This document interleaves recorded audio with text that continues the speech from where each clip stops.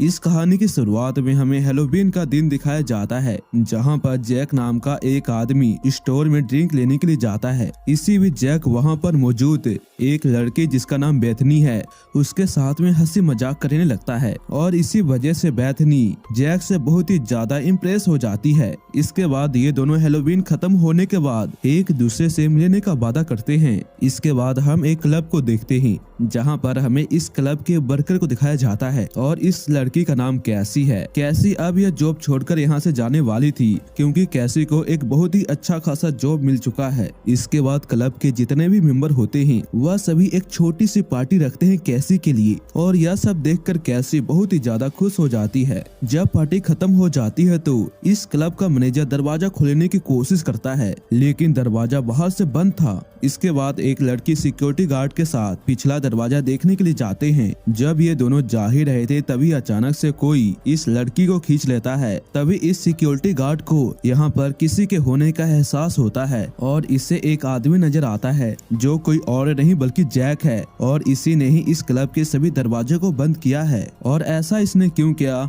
हमें कुछ देर के बाद पता चलेगा। साथ ही हम ये भी देखते हैं कि इसने कैसी को भी पकड़ लिया है और इसके बाद जैक के और भी साथी आकर यहाँ पर जितने भी लोग मौजूद हैं उन सभी को यह कुर्सी से बांध देता है। तभी इस क्लब का मैनेजर इन तीनों को कहता है कि तुम मेरे सभी वर्कर को छोड़ दो, लेकिन ये सभी वर्कर अपने मैनेजर को छोड़ना नहीं चाहती क्योंकि मैनेजर का नेचर काफी ज्यादा अच्छा था इनके साथ। यहाँ पर जैक और उसके साथी को यह मौका था कि वह इस क्लब में चोरी करके यहाँ से निकल जाए, लेकिन इन्होंने ऐसा नहीं किया। यानी कि इन तीनों का कुछ और ही मकसद है। और इसके बाद ये तीनों बताते हैं कि हम यहाँ पर तुम सभी को जान से मारकर खाने वाले हैं क्योंकि हम हर साल हैलोवीन के दिन ऐसा ही करते हैं। और यह सब सुनकर सिक्योरिटी गार्ड बहुत ही ज्यादा घबरा जाता है। जिसके बाद मिमी उसके पास में जाती है और इसके गले को काटकर इसके अंदर का वॉइस बॉक्स निकाल लेती है, जिसकी वजह से अब यह सिक्योरिटी गार्ड बोल नहीं पाएगा। इसके बाद स्टीफन अपने आंखों पर पट्टी बांध लेता है और मैनेजर के मुंह और उसके सर पर संतरे रखते हैं। जिसके बाद स्टीफन मैनेजर के ऊपर में निशाना लगाता है और यह तीर सीधे जाकर मैनेजर के मुंह से आर पर हो जाती है, जिसकी वजह से मैनेजर यहीं पर मारा जाता है। इसके बाद स्टीफन कुक को किचन में जाने के लिए कहता है ताकि यह इनके लिए खाना बना सके।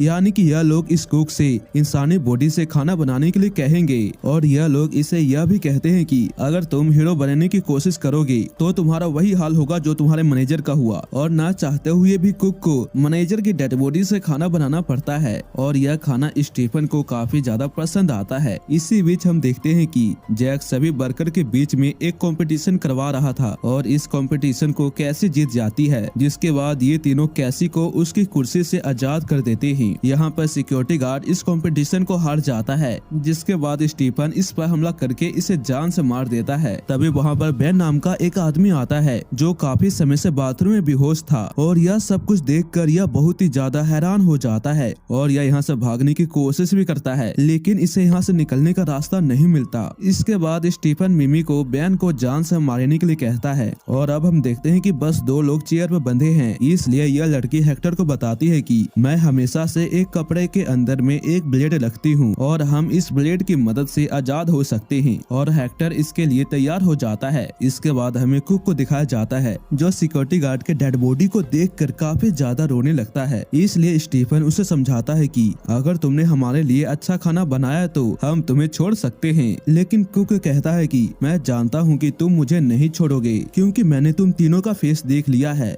और यह खाना बस मैं अपने साथियों के लिए बना रहा हूँ क्योंकि मैं उनके लिए बस अभी यही कर सकता हूँ। और इसकी बातों को सुनकर स्टीफन बहुत ही ज्यादा इम्प्रेस हो जाता है और इस कुक को एक ऐसी डिश बनाने के लिए कहता है जो उसने आज तक नहीं खाई है। लेकिन स्टीफन ये भी कहता है कि तुम्हें बेसन का यूज नहीं करना क्योंकि मुझे बेसन से एलर्जी है। दूसरी ओर मिमी बेन को किसी तरह से पकड़ लेती है और उसे मार मार कर बहुत ही ज्यादा घायल कर देती है। इसी बीच हम देखते हैं कि हेक्टर ने एक ब्लेड को निकाल लिया था और इस ब्लेड से अपने रस्सियों को खोलने लगता है। दूसरी ओर हम जैक और कैसी को देखते हैं जो रेसिपी में यूज होने वाले सामान को लेने के लिए स्टोर में जाते हैं, लेकिन जैक को रेसिपी का सामान कुछ भी समझ में नहीं आता। इसलिए जैक इस रसीद को कैसी को देता है और जब कैसी इस रसीद को देखती है तो वह समझ जाती है कि कुक ने सामान के साथ बेसन भी लाने के लिए कहा है। और इसके बाद कैसी अपने बातों से हेक्टर को अपने बातों में फंसाने की कोशिश करती है और उससे कहती है कि तुम मुझे अब अच्छे लगने लगे हो। दूसरी ओर हम स्टीफन को देखते हैं जिसके पास में जैक और कैसी आ जाते हैं। इसी बीच जैक स्टीफन से अकेले में बातें करने के लिए कहता है, जिसके बाद स्टीफन मिमी को यहीं पर छोड़कर जैक से बातें करने के लिए अकेले में जाता है। जैक स्टीफन को बताता है कि कैसी मुझे अब लाइक करने लगी है, लेकिन मुझे इस बात का डर है कि कहीं वह नाटक तो नहीं कर रही। इसके बाद स्टीफन उससे बताता है कि तुम्हें तो याद ही होगा कि मिमी भी इसी तरह हमारी टीम में शामिल हुई थी और अगर कैसे धोखा देने की कोशिश करेगी तो हम उसे जान से मार देंगे। इसके बाद स्टीफन सिक्योरिटी गार्ड के टांग को काट कर कुक को देता है और उसे एक अच्छा खाना बनाने के लिए कहता है और इसके बाद जैक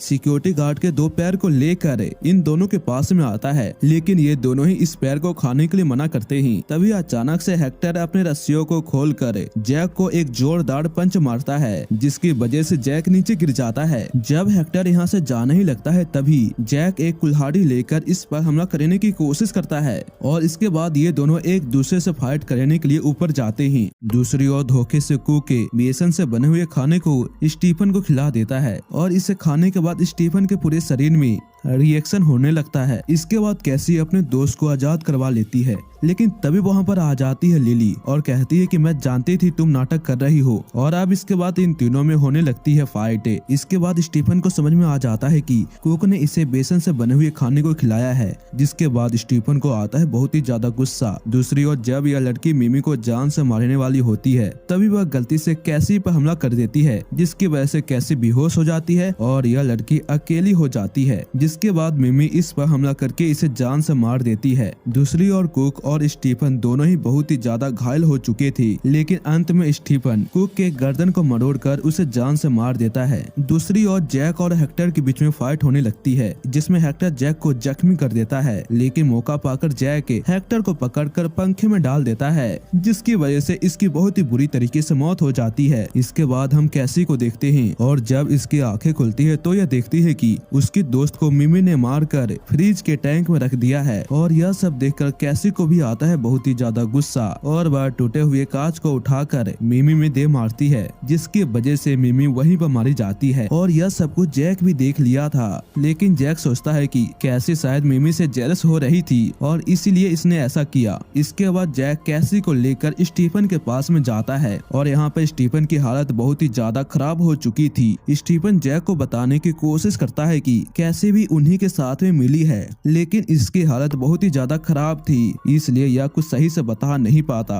तभी कैसी खुद ही कहती है कि मैंने ही उस राशन के साथ में बेसन लाई थी और यह सब सुनकर जैक को बहुत ही ज्यादा गुस्सा आता है कैसी के ऊपर, लेकिन तभी स्टीफन की हालत बहुत ही ज्यादा खराब होने लगती है और इस मौके का फायदा उठाकर कैसी बैन को लेकर यहाँ से निकल जाती है, लेकिन अब स्टीफन जैक के सामने ही मर जाता है और यह सब देखकर जैक को आता है बहुत ही ज्यादा गुस्सा और एक कुल्हाड़ी को उठाकर कैसी को जान से मारने के लिए उसकी ओर जाता है, लेकिन कैसी अपने हथियार से उसके ऊपर निशाना लगाती है और इस तीर को उसके ऊपर चला देती है। इसके बाद कैसी बैन को लेकर एक खिड़की से नीचे कूदने की सोचती है और जब बैन खिड़की से बाहर देखता है तो उसे अपनी गर्लफ्रेंड नजर आती है, जो कि एक शादी के जोड़े में थी और यह सब कुछ इसका एक इल्यूजन था और यह बिना सोचे समझे यहाँ से नीचे कूद जाता है, जिसकी वजह से इसकी यहीं पर मौत हो जाती है। और अब इसके बाद कैसे भी इस खिड़की से नीचे कूदने वाली थी, लेकिन तभी जैक पीछे से आ जाता है, लेकिन कैसी किसी तरह से सही सलामत वहाँ से कूद जाती है, जिसकी वजह से कैसी की जान बच गई थी। इसके बाद हम कुछ दिनों के बाद का सीन देखते हैं जहाँ पर जैक अभी भी जिंदा है।